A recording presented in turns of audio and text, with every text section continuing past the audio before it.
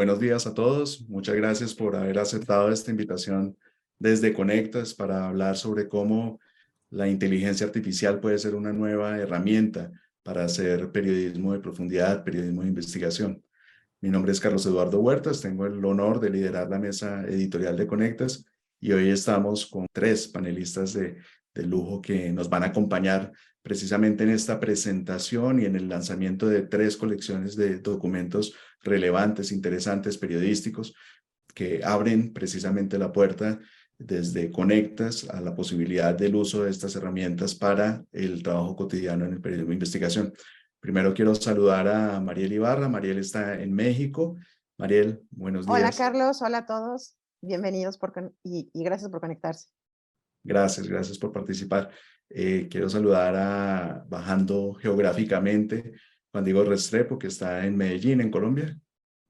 Buenos días, Carlos. Un saludo a Mariel, a Diego y a todos los que nos están viendo en este momento. Perfecto, muchas gracias. Y finalmente en Buenos Aires, en Argentina, Diego Cabot. Buenos días. Buen día, ¿cómo les va? Un placer la convocatoria y los colegas. Así que, bueno, aquí estamos desde Buenos Aires, calurosa. Muchas gracias. Bueno, tenemos 289 personas registradas en el evento. Muchísimas gracias por el interés y vamos a comenzar. Voy a compartir pantalla y comenzamos hablando un poquito sobre el tema que nos convoca hoy. Quiero confirmar, ahí está mi pantalla ya compartida, ¿no? ¿Listo?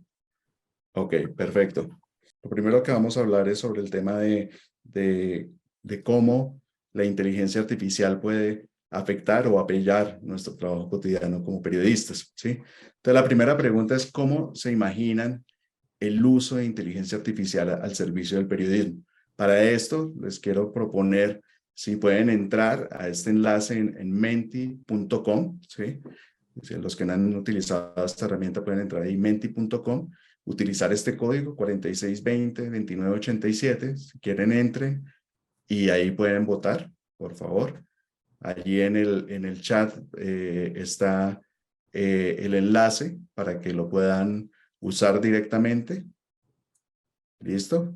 Y ahí pueden votar de 1 a 5 en cualquiera de estas opciones. A ver, le vamos a dar 20 segundos a la posibilidad de que puedan participar. Tenemos una primera pregunta. ¿Creen que la inteligencia artificial afecta en el trabajo del periodismo? Primero, facilitando el procesamiento de mucha información. Segunda opción, imposible, no hay nadie más inteligente que yo. Tercero, haciendo lo que yo quiero, lo que yo podría hacer por mí.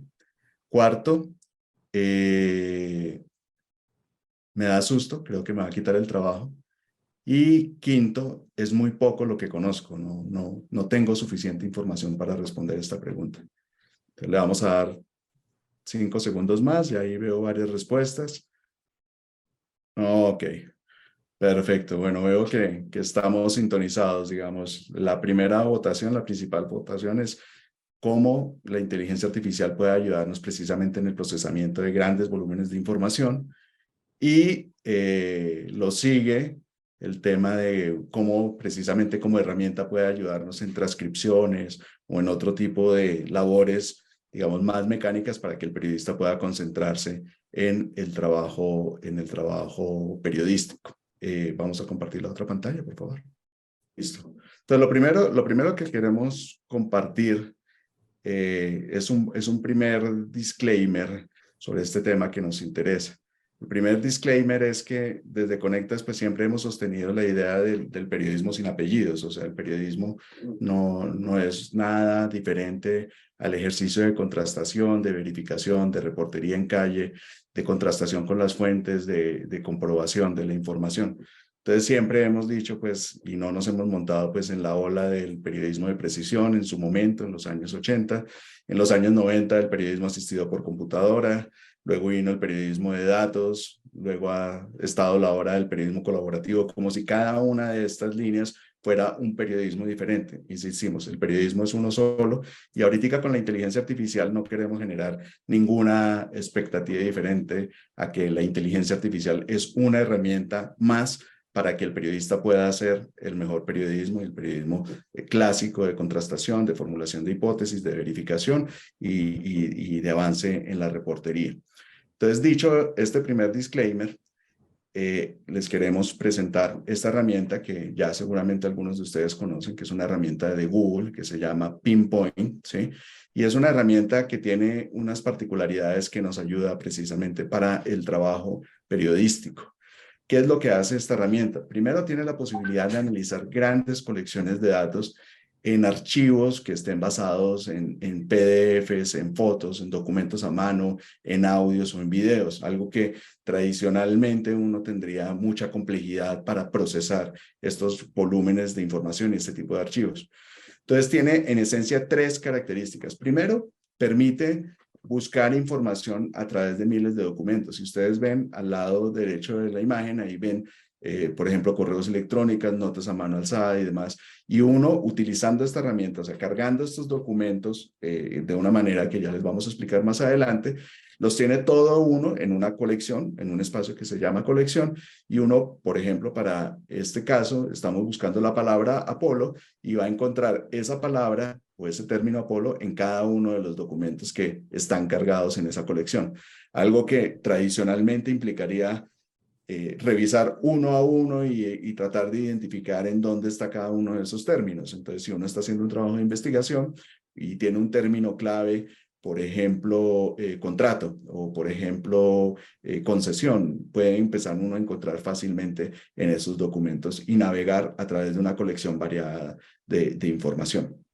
La segunda cosa que permite esta herramienta es tener una imagen completa de lo que hay dentro de esa colección. Entonces, dentro de esa caja que llamamos colección, aparecen un montón de documentos, como estamos marcando allí en el lado izquierdo de la pantalla, y la herramienta por sí misma empieza a hacer sugerencias de relaciones, sugerencias de personas. Entonces, por ejemplo, este es unos archivos desclasificados de inteligencia de Estados Unidos, y aquí nos está dando sugerencias de nombres de personas asociados con esa colección. Nos está dando nombres de organizaciones, entonces ahí aparece, por ejemplo, la CIA, el FBI, la NSA, asociado con estos documentos, o lugares, ¿sí? Entonces, dependiendo del tipo de colección que uno tenga, la misma herramienta va a ayudar a generar una información y una sugerencia de posibles conexiones de información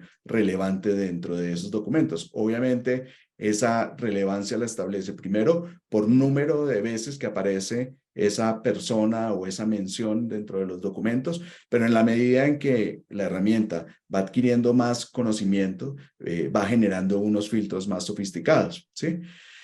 Y la tercera gran utilidad que tiene la herramienta de Pinpoint es que nos permite transcribir y buscar archivos dentro del audio. ¿Recuerdan la cantidad de horas que todos los periodistas durante años hemos invertido en escuchar minuto a minuto una conferencia de prensa, escuchar minuto a minuto una entrevista que hicimos muy importante y no queremos perder detalle? Bueno, eso literalmente ya cosa del pasado, simplemente subes el archivo en audio y al segundo tienes la transcripción completa de todo lo que tienes en el audio y te permite no solamente leerla, sino también te permite escuchar ese segundo a segundo de esa transcripción y te va permitiendo pietar. Y ahorita, por ejemplo, para podcast y para usos de recursos multimedia para las investigaciones, pues está muy padre y facilita mucho ese trabajo de identificación, no solamente de quotes para textos, sino de audios específicos para las investigaciones. ¿Cómo logra Pinpoint este tipo de trabajo? Pues usa una tecnología que ya varios de ustedes conocen, que es la de reconocimiento de caracteres, y una tecnología que se llama Speech to Text, con una variable adicional, y es que luego de eso se apoya en la información de Google como ese gran meta buscador que conocemos todos, y a partir de allí también empieza a generar relaciones y apoyarse en esa información para reforzar este tipo de búsquedas que nosotros estamos haciendo dentro de nuestros documentos. ¿En qué estado está la inteligencia artificial? Bueno, esto es un proceso. Seguramente si algunos de ustedes hace una década utilizaba el traductor de Google. Recuerdan que se parecía un poco como a este personaje Guachu, bastante conocido en América Latina, ¿sí?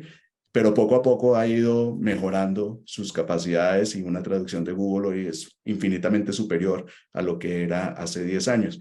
Exactamente igual sucede con la inteligencia artificial. En la medida en que le demos más información, en la medida en que empecemos a utilizarla más, en la medida en que las colecciones sean más complejas y empiecen a encontrarse relaciones entre los diferentes documentos, pues esta inteligencia artificial va a ir aprendiendo mucho más y obviamente los procesos van a ser mucho más rápidos.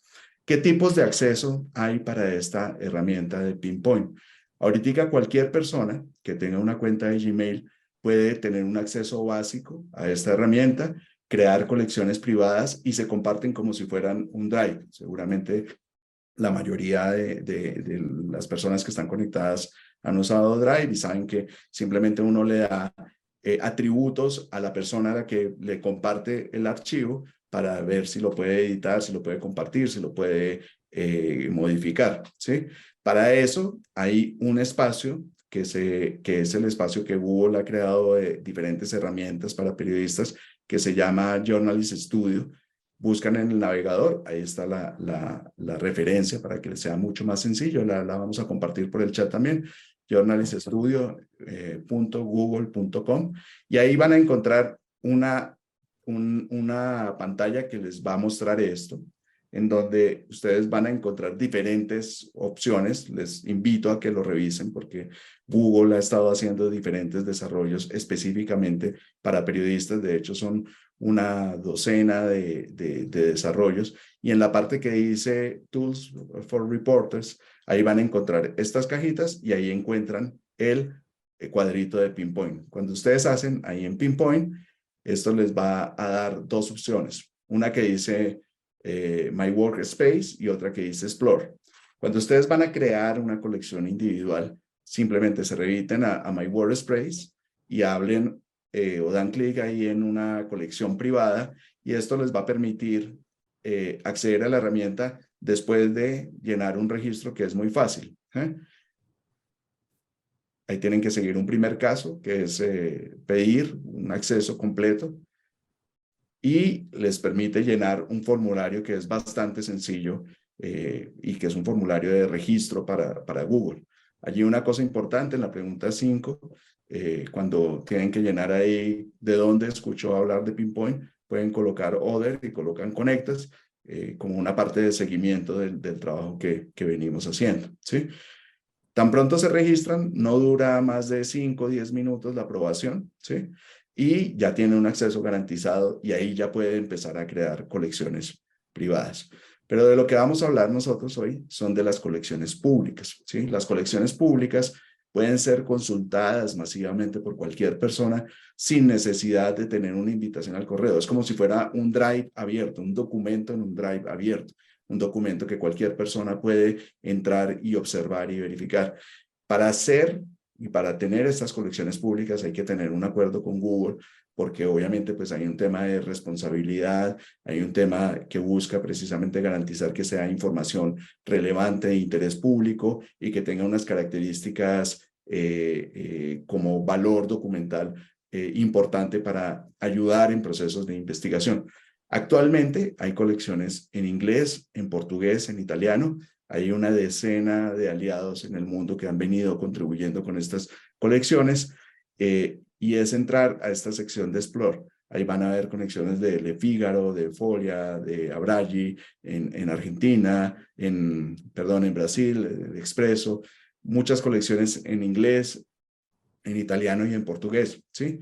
Y ahorita lo que estamos presentando a partir de hoy son las colecciones de documentos en español que surgen precisamente de un acuerdo entre Google y Conectas, que es un acuerdo solamente para utilizar la herramienta, digamos, toda la responsabilidad editorial sobre los contenidos y toda la libertad editorial la tiene Conectas precisamente para hacer la curaduría de esta información, ¿sí? Y eso es lo que queremos comentar y presentarles el día de hoy. La primera de estas colecciones que montamos hoy, y ahí le quiero dar en un momento la palabra a Diego para que nos cuente un poco sobre este caso, es una investigación argentina que se conoció como los cuadernos de las coimas, ¿sí? Es una colección de 391 documentos contenida en 8 cuadernos y que fue liderada desde el diario La Nación por Diego Cabo. Diego, si me puedes por favor colaborar contándonos un poco de qué va esta investigación y cuál es el valor de estos documentos. Bueno, esta investigación es de empezó en 2018, hace ya exactamente 5 años. Y es básicamente los cuadernos que iba anotando un hombre que en Argentina le decimos remisero, que trabaja de remis, un chofer de un ministerio, del más importante que había en ese momento, que va anotando, empieza anotando cada uno de los viajes que hacía para después poder, imagino, cobrarlos, facturarlos y demás, y termina haciendo una bitácora de básicamente de los movimientos de un funcionario muy encumbrado en lo que era, como les digo, el ministerio más importante de la Argentina, que tenía todo lo que tiene que ver con el mercado de las empresas reguladas, el gasto, todo lo que tiene que ver con obra pública y demás. Y entonces él fue anotando por razones que imaginamos tienen que ver más con lo miserable de la persona que con lo altruista, pero lo cierto es que lo anotó y en un momento tuvo temor. Estas anotaciones duraron de 2008 a 2015, que termina el mandato de ese gobierno. Nosotros nos hicimos de esto en 2018. ¿Qué sucede? Que en un momento él tiene temor de que lo allanen porque ya venía con alguna mención en una causa penal donde su jefe estaba detenido, que era este funcionario que ya estaba detenido, y le entrega esos cuadernos que eran como su reaseguro, su resguardo, a un amigo.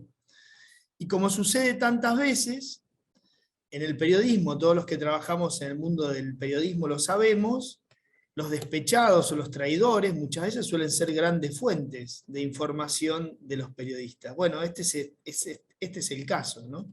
Su amigo mira lo que había y dice, se lo voy a entregar a alguien, y ese alguien fui yo. Y a partir de ese momento nosotros empezamos a ponerle un poco de inteligencia, más que nada emocional y racional. No contábamos con ninguna herramienta de inteligencia artificial que nos hubiese ayudado de mucho, y lo que hicimos básicamente es lo que Google hace con esta herramienta en escasos minutos.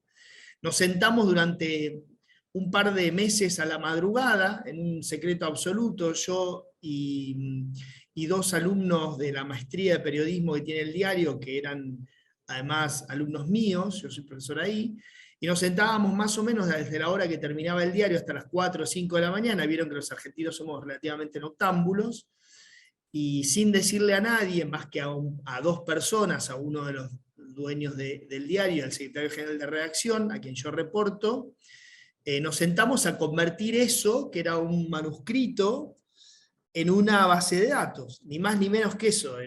Utilizamos también en aquel momento herramientas de Google compartidas, nadie sabía en qué andábamos, entonces la seguridad con la que teníamos que transitar era relativamente más simple, porque como digo, como era una cuestión secreta, nadie andaba detrás de nosotros.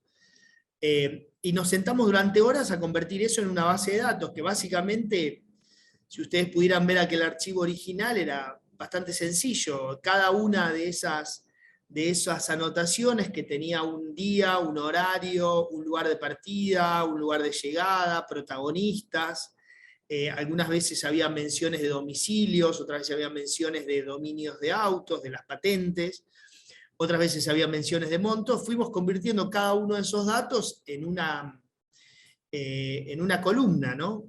Y en la última columna pusimos, digamos, la frase entera.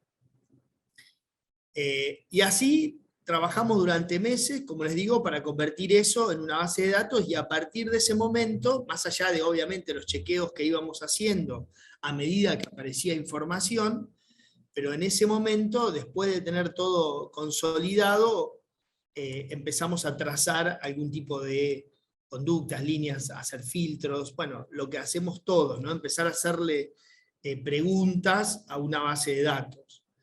Y en eso consistió, digamos, el proceso, digamos, la parte procedimental del inicio. ¿Qué hubiese pasado si nosotros hubiésemos tenido una herramienta así? Bueno, en principio intentábamos con algún escáner en aquel momento. Como les digo, parece que hace muy poco tiempo, pero la verdad es que todo no nos resultó nada fácil.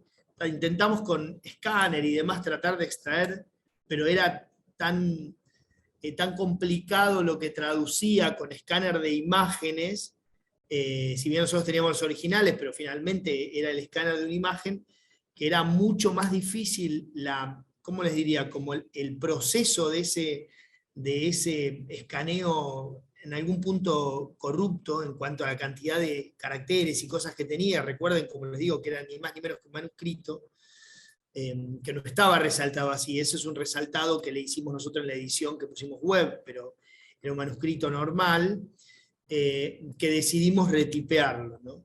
Yo el otro día, cuando jugaba un poco, miraba digamos, y con cierto grado de nostalgia, ¿no? Esta herramienta, y lo comparaba con aquellas noches, aquellas madrugadas llenas de misticismo periodístico, que está bueno también eso, ¿no?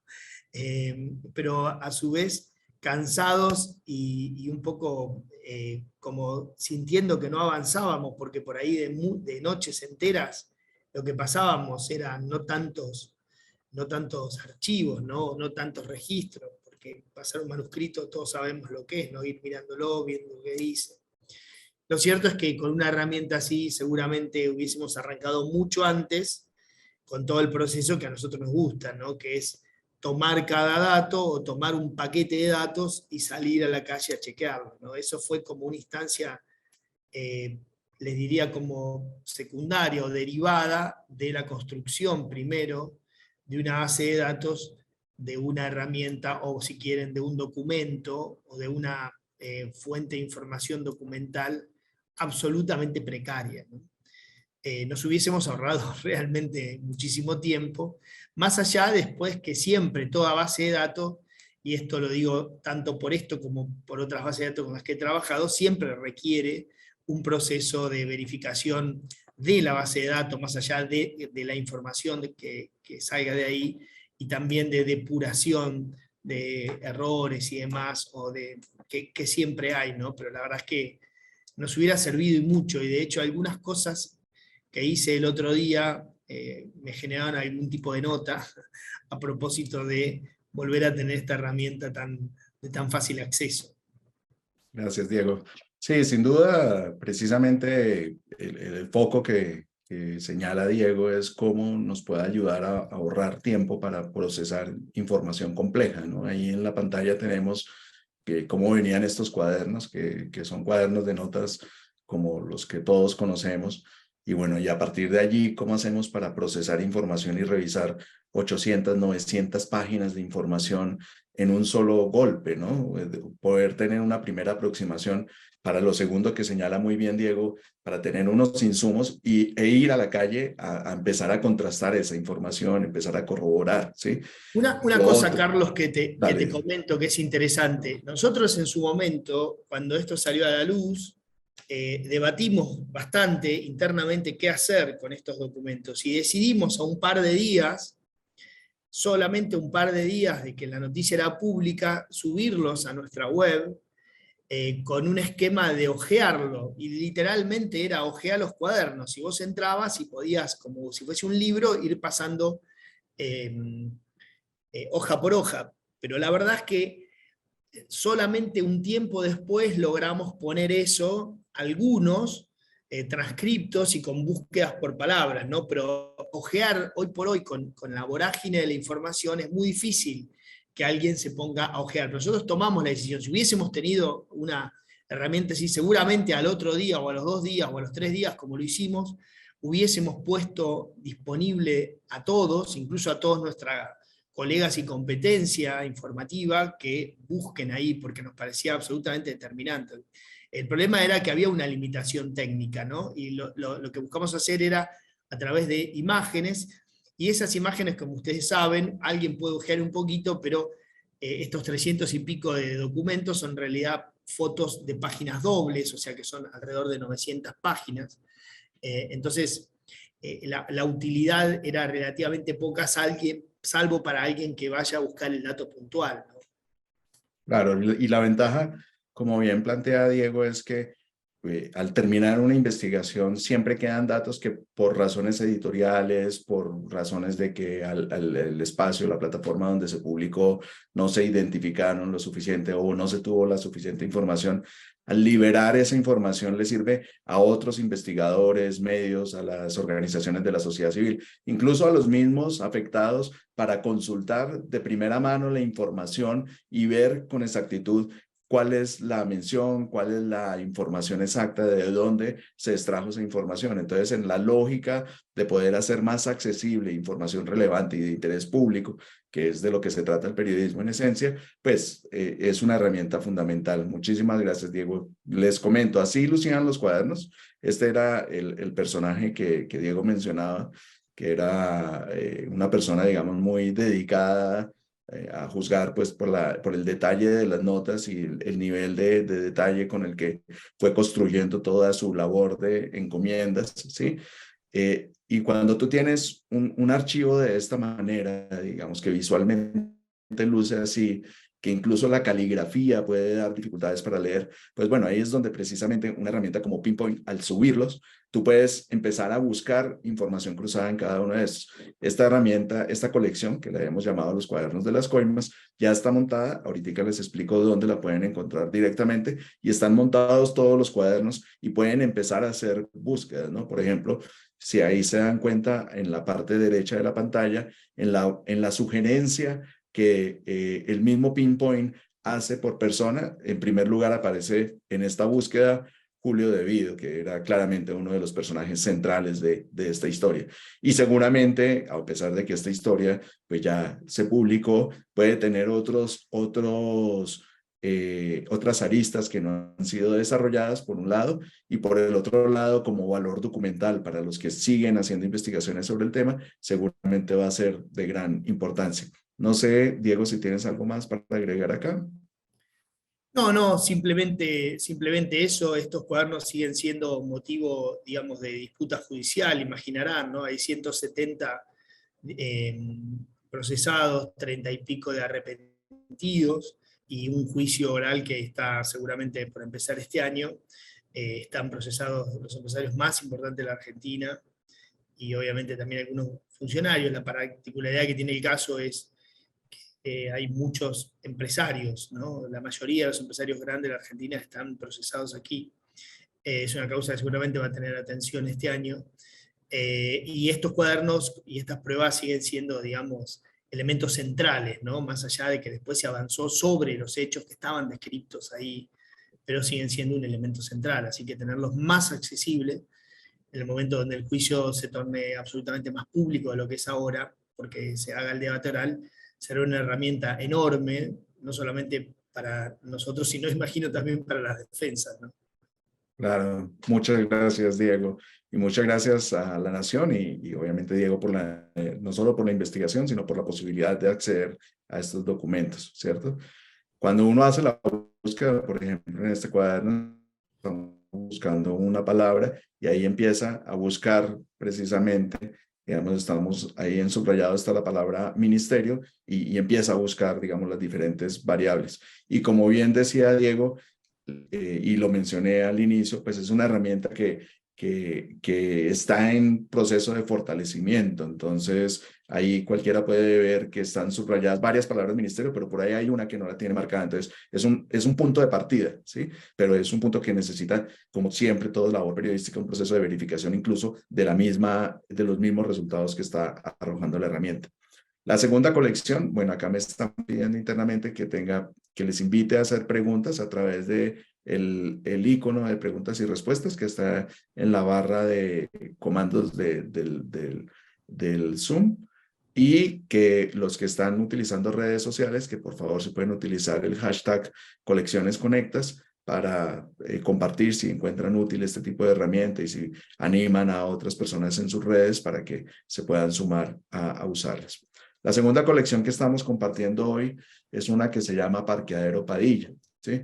El origen de esta colección es en Colombia, son 940 documentos en principio, porque esto va a seguir creciendo, y el origen de estos documentos fue un operativo que en su momento las autoridades tuvieron en Medellín contra los paramilitares, en donde ellos pensaban en ese operativo hacer una incautación de uniformes y de armas o de insumos para los paramilitares, pero se encontraron con lo que comúnmente se ha denominado la contabilidad del paramilitarismo.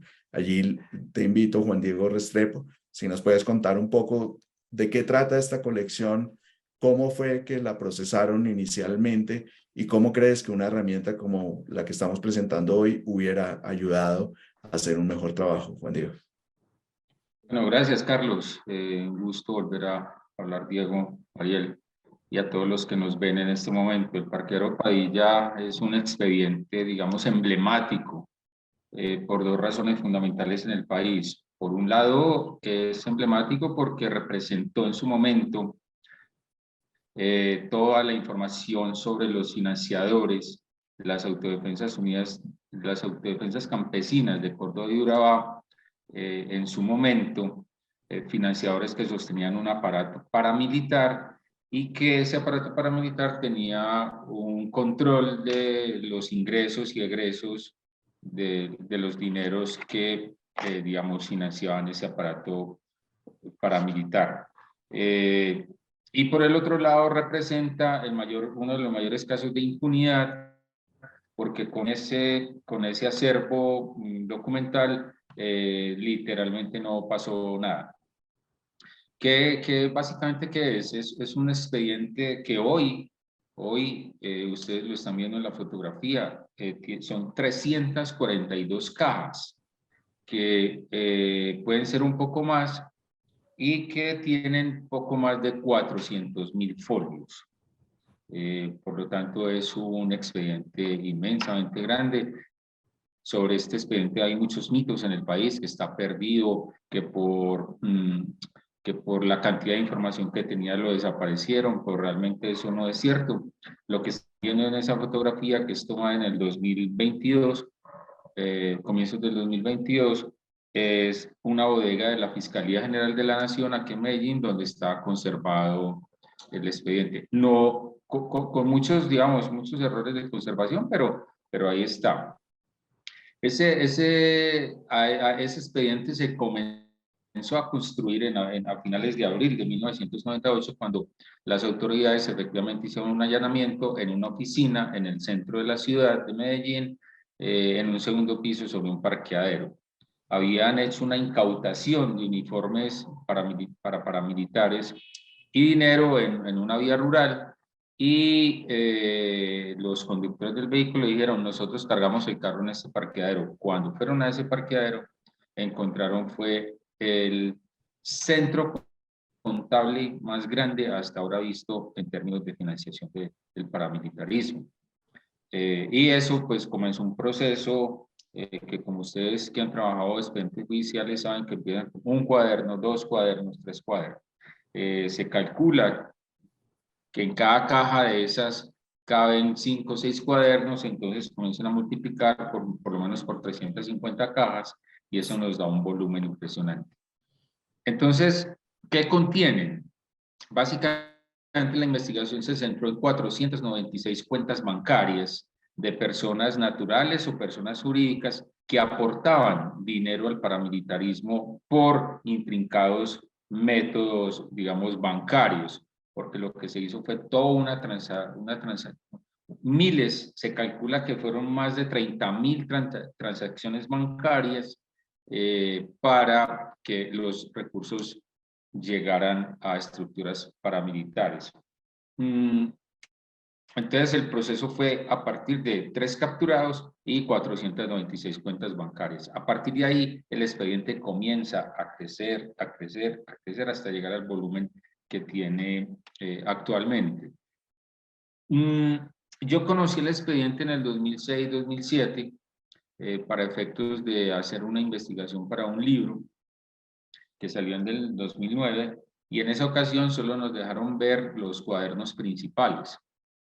que eran básicamente 7, que son los que hoy componen, digamos, la colección que desde Verdad Abierta, que es el medio que yo dirijo, y mis archivos personales aportamos como a este proyecto. Entonces son 7 cuadernos donde está todo el proceso de los 3 capturados y algunos hallazgos.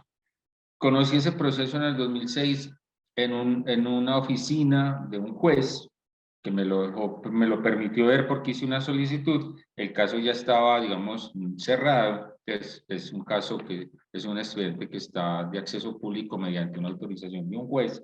Y me tocó ver parte de esas cajas en una oficina que no medía más de 3x2, 4x5, muy estrecha, en horas de trabajo del juzgado, ¿cierto?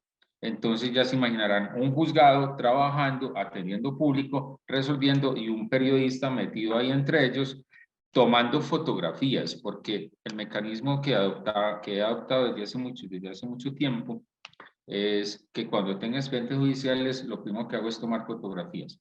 No los leo, leo cosas muy mínimas porque eso me quitaría muchísimo tiempo. Entonces lo que hacía era tomar fotos. Yo, un cuaderno, foto, 200 fotos, 300 fotos, y digo, luego leo eso. Lo leo, que era un poco ambicioso. Entonces luego leo.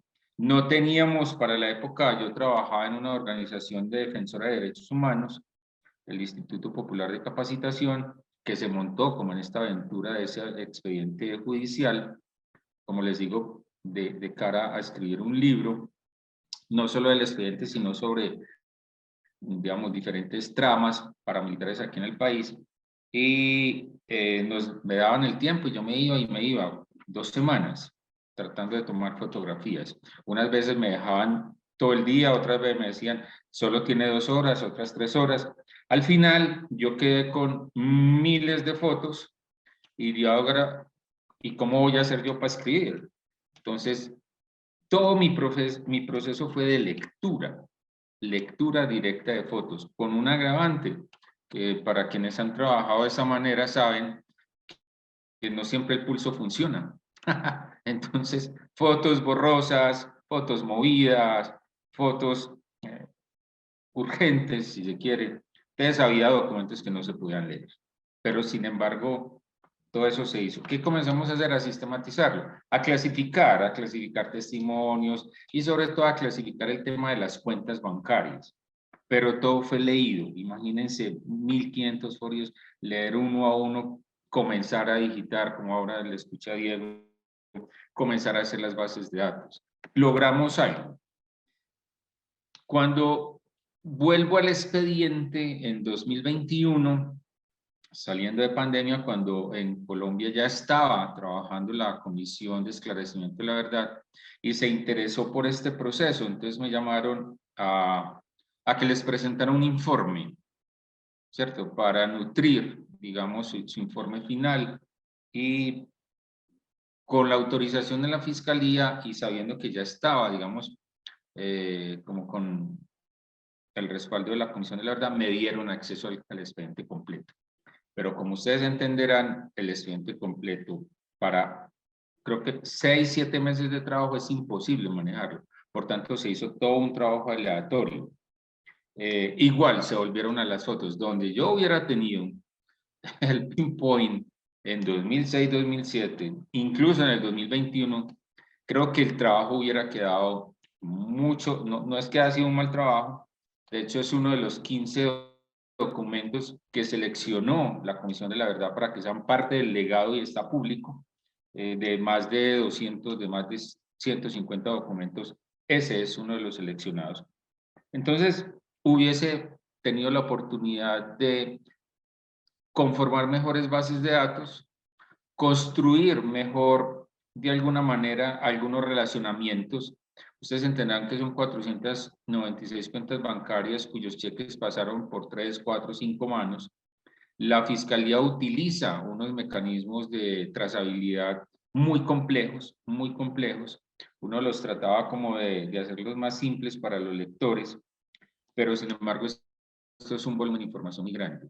Creo que las herramientas de inteligencia artificial como la que estamos viendo hoy permiten al periodismo de investigación no solo ser más ágiles, sino que también le permite a uno, que es como lo que a nosotros en Verdad Abierta nos gusta mucho, es construir bases de datos para cruzar información.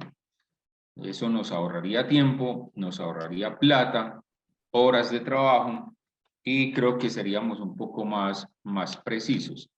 Como les digo, ya para terminar, sobre este expediente hay un mito, y es que algunos dicen que no existe, que se lo robaron, porque digamos que la calidad de personas que hay, y de empresas que hay ahí mencionadas, pues eran las empresas más importantes de Antioquia y de Medellín, finalizando los 90. Entonces, creo que le estamos entregando a los investigadores no solo una colección muy importante para la historia del país, para la historia de la impunidad del país, sino que con una herramienta como esta de Pinpoint, pues estamos ofreciéndoles la posibilidad de que, bueno, hagan ustedes también sus propios análisis, ¿cierto? Uno los ha hecho, hay varios que los hemos hecho, pero creo que esto le da la oportunidad de enriquecer el debate, porque pueden encontrar con herramientas como estas elementos que uno no vio, ¿cierto? Porque como les digo, la lectura, pues, si bien es exhaustiva, es compleja, y las fotos son regulares, entonces creo que estas herramientas le permiten un poco lo que llamaríamos democratizar el acceso a la información. ¿Quiere información? Aquí la tiene, trabájela, siéntese con disciplina y con una herramienta bastante buena para hallar esos elementos que el investigador está buscando, dados sus enfoques pues particulares, ¿cierto? Muchas gracias, Juan Diego.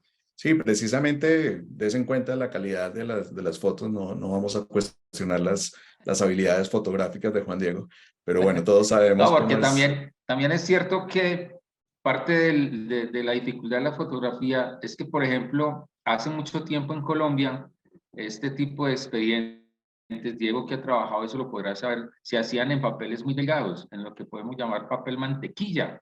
Entonces eso con el tiempo se deteriora mucho. Hay fax, papel de fax, que se van borrando, ¿cierto? Y estos son originales y copias de las copias de las copias de las copias. Entonces hay todo un problema, digamos, para uno como fotógrafo sacar eso, digamos, de manera muy nítida, y que este tipo de cosas, pues, complican, pero creo que las herramientas de ahora pueden solucionar un poco ese problema. Claro, precisamente esa es una de las ventajas y allí es donde entramos a apoyarnos en una herramienta precisamente para hacer mejor periodismo, ¿no? O sea, anteriormente en la colección que presentaba Diego, eran documentos a mano alzada en hojas de cuaderno. Estos son fotografías con una calidad difícil por las condiciones en que son tomadas, o escáner que no son exactamente los de mejor resolución, pero la herramienta permite hacer una búsqueda en estos documentos y en una colección importante, un volumen grande de documentos. De hecho, acá, gracias a Verdad Abierta, que es el sitio, el portal que lidera Juan Diego y que viene haciendo toda esta serie de investigaciones, y a la investigación personal de Juan Diego sobre este caso, que le agradecemos por facilitarnos acceder a esta colección, pues vamos a seguir complementando con archivos adicionales de esta conexión que van a estar subidos en Pinpoint. Ahorita cuando ustedes entren, pues van a encontrar esta herramienta así, como se dan cuenta son 7 cuadernos, y de inmediato te empieza a arrojar la herramienta conexiones de personas, conexiones de organizaciones, conexiones de locaciones, que para un investigador periodístico, para un investigador social, para las mismas autoridades, pues es una herramienta de utilidad para cruzar y buscar información, ¿sí? Allí, ahorita antes de comenzar con la nueva colección, voy a responder varias preguntas que ya nos están haciendo. Los animo a que la hagan a través del icono de preguntas y respuestas. Preguntan si Pinpoint permite escanear documentos físicos o se escanea aparte, ¿no? El escáner y los insumos vienen aparte. La forma como se suben los documentos y la información a Pinpoint es como arrastrar archivos y irlos organizando. Hay que dedicarle tiempo, no es tan fácil como coger y meter una carpeta, digamos. El procesamiento de toda esta información tiene un proceso, pero con una sana dedicación se puede lograr hacer. Nos preguntan sobre qué qué volúmenes de información se pueden tener en las colecciones privadas. Se pueden subir PDFs hasta de 1 giga, imágenes hasta de 10 megabytes, documentos de Google, también de Drive de 10 megabytes, igual que documentos de Office, y audios de 8 gigas o hasta 2 horas, ¿sí? Ahorita hay 20 colecciones públicas. Me preguntan de quiénes las han subido. Está Le Figaro, está Abrage, está Fola, está El Expreso, está el Public Health Watch, está Estadado, está de Slow News, revista Piauí, el Washington Post, el Center for Public Integrity, el Center for Access to Information and Justice y Document Cloud. Y ahorita se suma Conectas y la comunidad periodística Conectas en este tema. Y hay varias preguntas sobre el tema de la inteligencia artificial, si va a reemplazar el tema laboral o no. Digamos, es una discusión interesante. Este no es el espacio, pero claramente sí es el espacio para resaltar cómo tener una mejor herramienta va a potenciar la creatividad, la capacidad investigadora, la capacidad periodística de lo que se está haciendo en América Latina. Y esto no son solamente para colecciones del pasado, colecciones documentales que pueden tener una incidencia en el presente, sino también para temas de actualidad. Y ahí quiero presentar y darle la palabra a Mariel. Mariel está en México, y una tercera colección que hicimos fue precisamente tomar todas las grabaciones de las mañaneras de AMLO, que como saben es estas conferencias de prensa que él instauró desde el comienzo de su mandato. Ya son más de 900 mañaneras que ha hecho en total. Eso se traduce en más de 1,600 documentos. Y lo que hicimos como parte de este ejercicio de armar colecciones fue desgrabar todas estas mañaneras y montarlas en Pinpoint. Y ya Mariela ha estado trabajando sobre esto, una reconocida periodista que ha trabajado temas de política en México durante muchos años. Mariela. Hola, ¿qué tal? Muchas gracias. Buenos días a todos. Buenas tardes, me parece que ya en Argentina. Diego, Juan Diego, ¿cómo están? Pues sí, justo, evidentemente nosotros no hicimos una gran investigación. Esta es mostrarles la herramienta, cómo utilizarla en temas, como ya decía Carlos, de manera actual, para el trabajo del día a día, para el trabajo diario. Y esa es, digamos, como una de las riquezas también que tiene esta herramienta Pinpoint. A diferencia, digamos, de lo que se hizo en Argentina y de lo que se hizo en Colombia, acá la colección que desde hoy estará pública son justamente todas las mañaneras del presidente Andrés Manuel López Obrador, que como saben es un presidente que ya va en su 4º año de gobierno y que desde pocos días después, el 23 de diciembre, instauró pues esta forma de gobernar, ¿sí? Desde el podio, desde la mañanera, desde sus conferencias, en donde la mañanera se ha convertido, digamos que en el espacio en donde no solo se gobierna, sino se pone la agenda pública todos los días, ¿no? 7 de la mañana y en punto arrancan, bueno, ya no tan en punto, pero a las 7 de la mañana están citados. Los reporteros tienen que llegar 2, 3 horas antes para estar ahí, para que se sorteen los espacios que van a ocupar. Y bueno, pues son 3 horas y media la mañanera, casi 3 horas y media, una de las mañaneras más largas que hemos tenido. Entonces, todo lo que se puede decir en 3 horas y media por parte de un gobierno es enorme. Y si eso lo ponen, digamos que en 1,035 mañaneras que ya tenemos hasta ahora, pues bueno, se vuelve un mundo de información. Entonces, esta herramienta lo que nos va a permitir, y así lo hicimos nosotros en una información que estamos publicando justo hoy en el portal de Expansión MX, es simplemente empezar a jugar con los audios que están. Se subieron todos los audios de las mañaneras, entonces como ya veíamos acá, nos da la posibilidad de buscar palabras, ya de saque nos da, digamos, como los personajes de los que más se habla en la mañanera, en esas conferencias del presidente, nos da las instituciones de las que son más referidas y los lugares.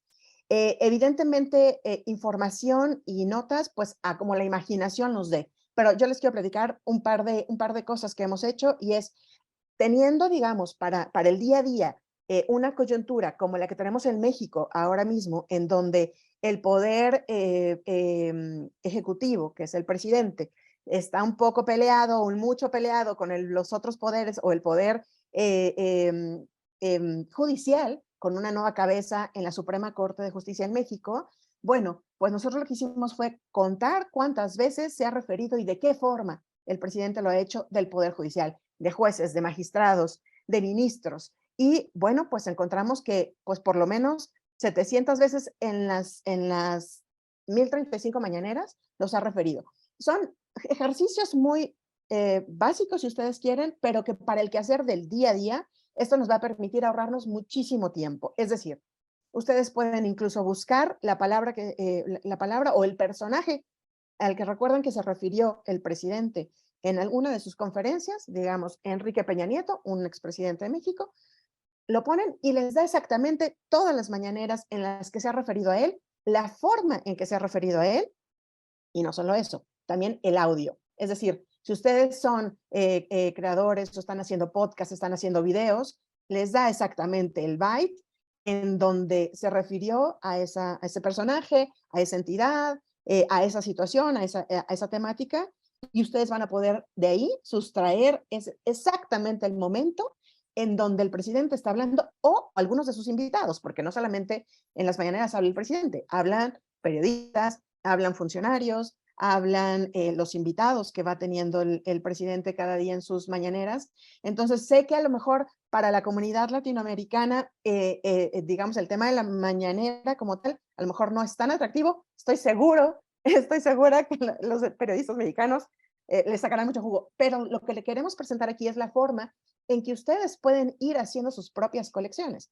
Esta colección es de la mañanera que nos hace el favor de compartir, de hacer y compartir Conectas a partir de hoy, y que es una herramienta que estará disponible ya para todos los periodistas en México, para hacer las temáticas que cada uno quiera, ahora sí que para hacer el talacheo que tengamos que hacer, como decía Juan Diego, pues evidentemente con rigor hay que hacer fact-checking, sí, o sea, no es todo en automático, pero vaya que sí nos descarga muchísimo el trabajo del día a día en las redacciones de los diarios, en las redacciones, sobre todo en las redacciones más rápidas, también se puede hacer. Evidentemente, como lo hemos escuchado acá, pues en las investigaciones de gran aliento también. Entonces, es para ambas, digamos, para ambas velocidades que se puede utilizar esta herramienta. Y nosotros, Carlos, pues estaremos comenzando a hacer pues bastantes notas, bastantes investigaciones con esta herramienta, porque vaya que sí, se le puede sacar muchísimo jugo. Pues la mañanera estos son 1035 mañaneras que están ahí y que pues a partir de hoy ya las podrán utilizar pues todos, cada uno en sus redacciones. ¿Cómo hacer? Yo quisiera nada más enfatizar un poco el cómo se pueden hacer estas colecciones. En México y en toda Latinoamérica siempre hay procesos muy importantes.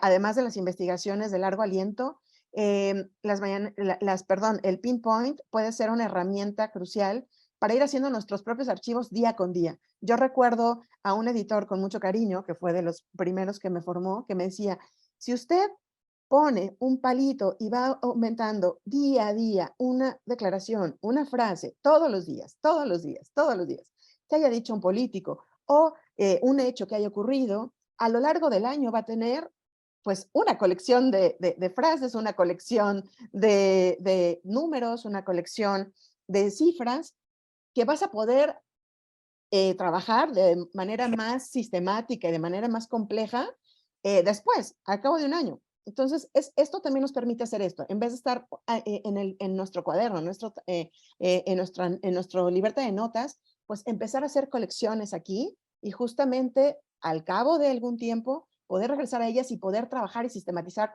toda la información que hemos metido ahí o nuestros audios que hemos metido ahí día con día para reportajes, para nuestra cobertura diaria de un tema.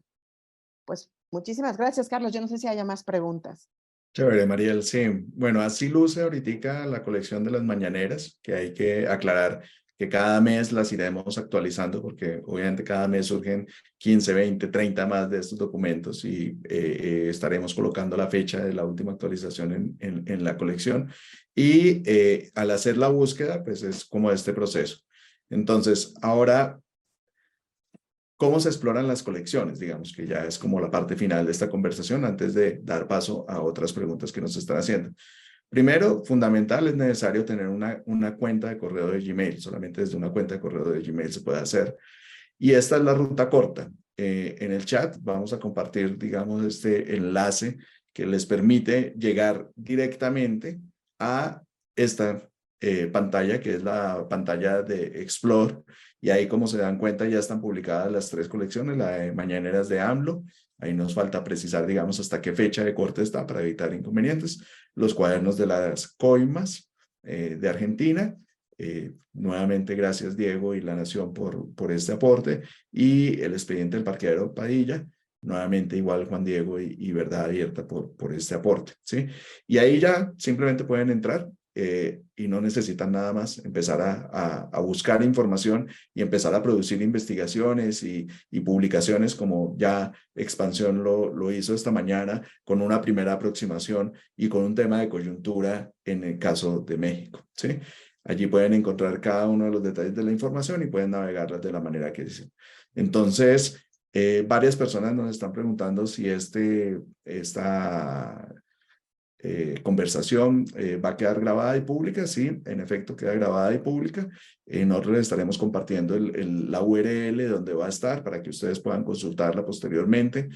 La invitación es para que se animen y encuentren historias, y si por favor tienen alguna inquietud, alguna duda, alguna sugerencia de colección, algún documento que consideren relevante de valor público, escríbanos a este correo datos@conectas, y allí podemos empezar una conversación y mirar de qué manera podemos seguir liberando información y encontrando temas que sean relevantes y de interés público. Veo aquí otras preguntas. Una pregunta muy importante sobre los derechos de autor de los documentos. Claramente tienen que ser documentos de uso público y que no pueden tener, digamos, alguna restricción en su uso. A ver, veo otras preguntas. En el momento de las transcripciones, si quedan los audios, sí, es una de las grandes ventajas de la transcripción a través de Pinpoint, que te va quedando el pietaje, decimos en Colombia, o el beat, el espacio exacto de la grabación, lo cual es muy importante porque la sola transcripción no te permite escuchar la entonación o la forma como se dijo algo, que también pues comunica bastante sobre una información. Y ¿qué otra pregunta tenemos acá? ¿Se pueden transferir archivos desde Google Drive a Pinpoint? Sí, es una forma fácil de arrastrarlos. De hecho, si está en el entorno de Google, es mucho más fácil arrastrar los documentos al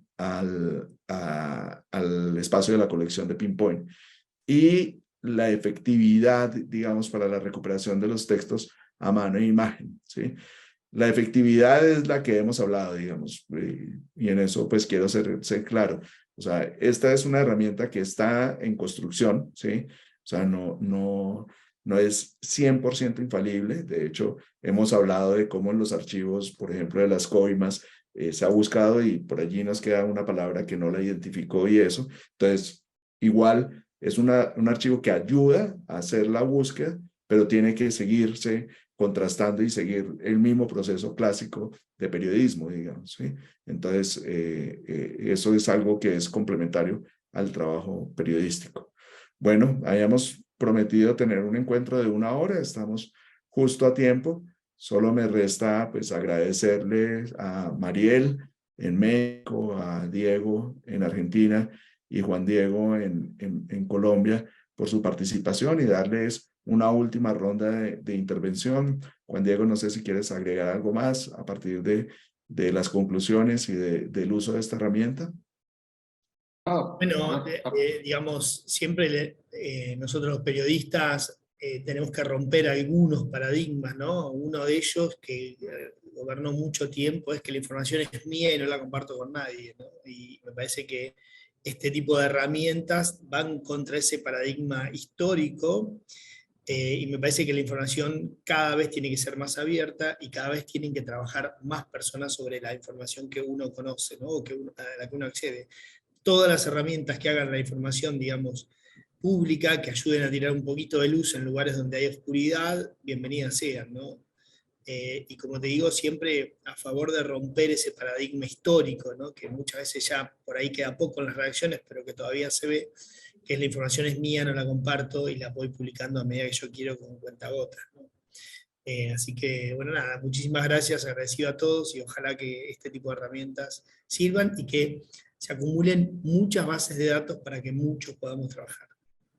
Muchas gracias, Diego. Recuerden, por ejemplo, las investigaciones que se han hecho con el Consorcio de Periodismo de Investigación, que es el decano de la colaboración periodística con proyectos como Panama Papers o Pandora Papers.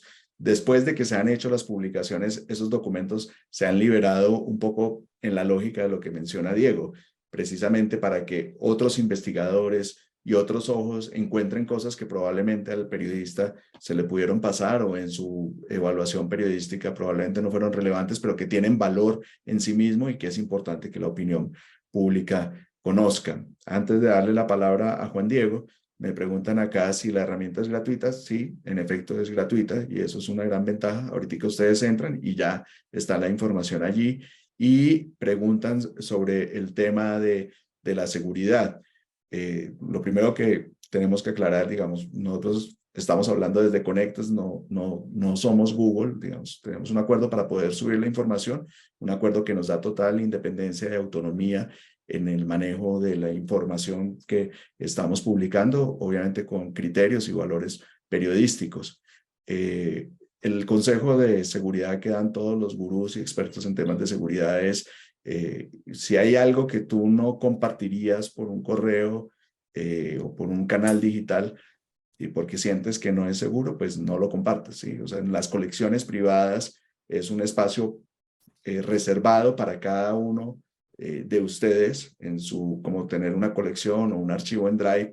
Si ustedes consideran que es un documento que puede administrarse por un Drive, es un documento que perfectamente podría ser administrado o apoyado con una herramienta como Pinpoint. Pero si es un documento de altísima sensibilidad que ustedes consideran que ponerlo en un espacio digital corre en riesgo, tengan su valoración de riesgo adecuada para que no vayan a tener ninguna circunstancia de seguridad. En el caso de las colecciones públicas, pues de hecho son públicas y lo que buscan precisamente es que tengan un mayor alcance y un mayor conocimiento de la ciudadanía en general. Juan Diego, una última reflexión antes de cerrar.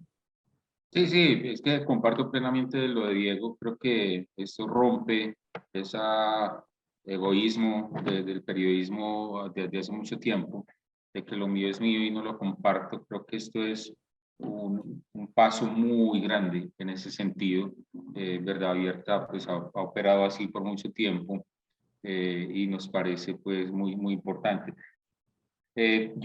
Mirando un poco de preguntas ya para concluir, yo creo que el usuario de Pinpoint tiene que tener en cuenta que es que Pinpoint no le va a hacer la tarea, ¿cierto? La herramienta es eso, es una herramienta.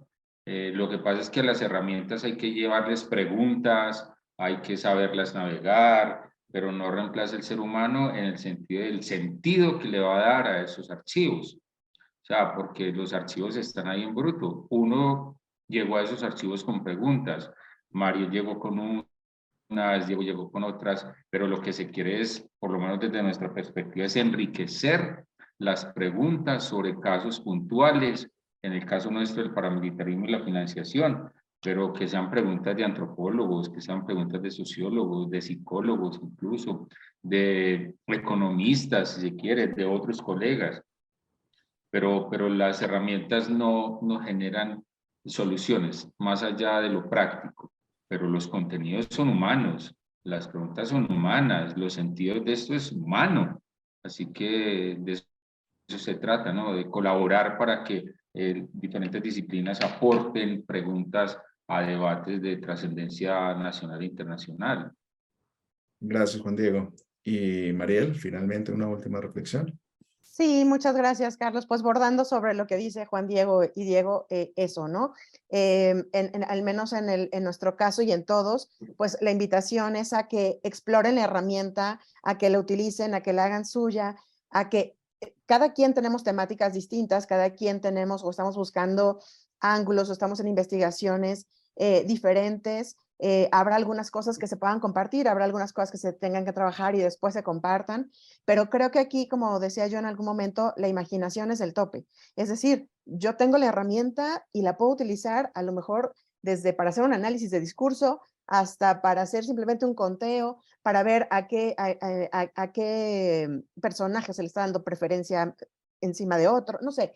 Digamos que los temas son totalmente abiertos y además la forma en que también se pueden usar las herramientas. Hablo yo, digamos, sobre la colección que estamos presentando ahora, o las colecciones que estamos presentando ahora para México, Argentina y Colombia, pero ya las propias colecciones que nosotros podamos hacer, bueno, quisiera que después nos las compartieran o que nos contaran, ¿verdad? Porque pueden ser riquísimas. Y yo creo que lo que decía Juan Diego es importante. Aquí el tema es cómo nos liberamos ese espacio de talacha, como decimos en México, de estar picando piedra porque es muy engorroso estar con los audífonos y estar horas metiéndose en la transcripción, ¿no? Todos lo hemos hecho, todos lo hemos odiado. Entonces, es como liberarte ese espacio para ganar espacio creativo y para ganar espacio de pensamiento y de reflexión y de ver qué otras cosas podemos hacer con estas herramientas, ¿no? Entonces, utilicémoslas así, yo creo, digo, a lo mejor el tiempo me dará la razón o no, pero yo creo que estas herramientas no nos van a sustituir nunca, sino que nos van a facilitar, porque afortunadamente nosotros somos los que creamos, decimos y pensamos y traemos los ángulos y el contexto de lo que está sucediendo en cada uno de nuestros países. Muchas gracias, Mariel. Bueno, con este cierre quiero anunciar que vienen nuevas colecciones. Entonces, a las personas que se registraron acá, las estaremos contactando posteriormente, pues, para invitarlos a que participen de las nuevas presentaciones de colecciones, que pues ya supondrán qué otros tipos de temas estamos buscando, del Hub de Periodismo de Conectas, que es una redacción regional de la que participan 152 periodistas en 19 países. Ya hay una decena de ellos trabajando en diferentes documentos que estaremos publicando y que seguramente también van a ser de interés. Y los animo, como lo han dicho Juan Diego, Diego y Mariela, que hagan sus propias colecciones, utilicen la herramienta, liberen su tiempo de talacha, como dicen en México, su tiempo operativo para concentrarlo en la calidad de la investigación y en lograr mejores resultados para el periodismo. Desde Conectas, muchas gracias de nuevo a la Expansión, a La Nación, a Verdad Abierta y a los expositores. Y muchas gracias a todos los que nos acompañaron de una docena de países en América Latina por interesarse en este tema, y seguiremos en contacto a través de Conectas. Síganos en redes, y a los que les ha parecido interesante o creen que hay aporte en esta herramienta, por favor, utilicen el hashtag ColeccionesConectas y estaremos en contacto. Bueno, feliz tarde para todos. Chao. Chao, Carlos. Chao, Diego. Carlos, Chao, Muchas Juan. gracias. Gusto. Igualmente.